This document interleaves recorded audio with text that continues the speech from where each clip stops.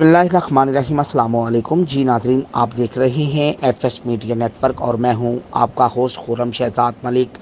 ख़बरों का सिलसिला मज़ीद आगे बढ़ाते हुए आपको एक अहम तरीन अपडेट से आगाह करते चलें।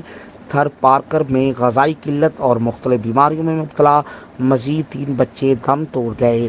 थर पार्कर में ग़िज़ाई किल्लत और मुख्तलिफ़ बीमारियों में मुब्तला मज़ीद 3 बच्चे दम तोड़ गए।